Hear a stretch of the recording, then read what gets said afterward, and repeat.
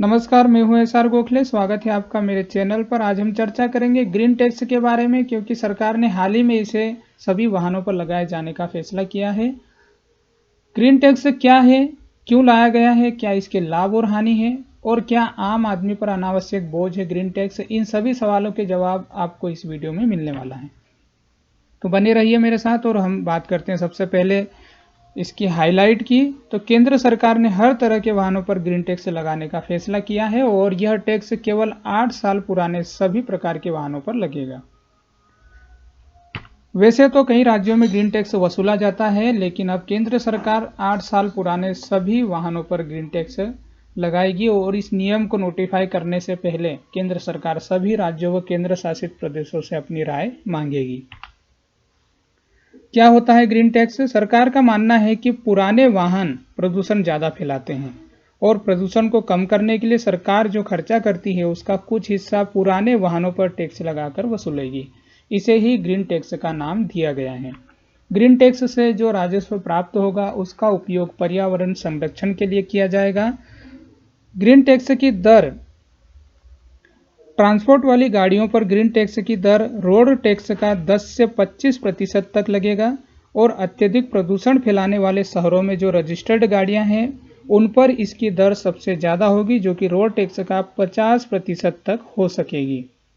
वहीं डीजल व petrol engine वाली गाड़ियों पर इस टैक्स का अलग अलग स्लैब रहेगा। किन गाड़ियों पर ग्रीन टैक्स नहीं लगेगा? तो सर्वप्रथम है सीएनजी, एलपीजी, इथेनॉल व इलेक्ट्रॉनिक वाहनों पर ग्रीन टैक्स नहीं लगेगा। वहीं कृषि से जुड़े सभी वाहनों पर, जैसे कि ट्रैक्टर है, हार्वेस्टर है, टीलर आदि पर ग्रीन टैक्स नहीं लगेगा। ग्रीन टैक्स वसूलने की प्रक्रिया क्या होगी?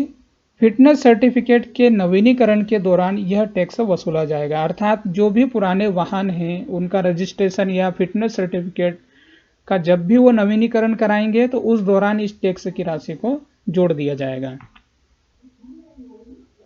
सर्वाधिक प्रदूषण फैलाने वाले वाहनों में व्यापारिक वाहनों की भागीदारी ज़्यादा होती है, क्योंकि कुल वाहनों की तुलना में व्यापारिक वाहनों की संख्या मात्र 5% है, लेकिन प्रदूषण फैलाने के मामले में इनकी भागीदारी 65 से 70% तक होती है। आधुनिक वाहनों की तुलना में पुराने वाहन 10 से 15% ज़्यादा प्रदूषण फैलाते हैं। शासकीय वाहनों के संदर्भ में, इस प्रस्ताव में शासकीय वाहनों के संबंध में एक प्रावधान किया गया है कि 15 साल से अधिक पुराने शासकीय वाहनों के रजिस्ट्रेशन अब नहीं होंगे, बल्कि उन्हें स्क्रैप किया जाएगा। यह नियम 1 अप्रैल 2022 से लागू होगा। तो निष्कर्षतः ग्रीन टैक्स से प्रदूषण नियंत्रण के साथ साथ आम जनता को नए वाहन खरीदने के लिए प्रोत्साहित किया जाएगा। और जैसा कि मैंने प्रारंभ में बताया था कि क्या आम जनता पर यह अनावश्यक बोझ है, तो आम हो या विशेष जनता हो, इससे किसी भी अनावश्यक बोझ किसी जनता को नहीं झेलना पड़ेगा, क्योंकि पर्यावरण संरक्षण की दिशा में यह एक महत्वपूर्ण फैसला है जो संपूर्ण मानव जाति के लिए लाभदायक होगा। Thank you for watching.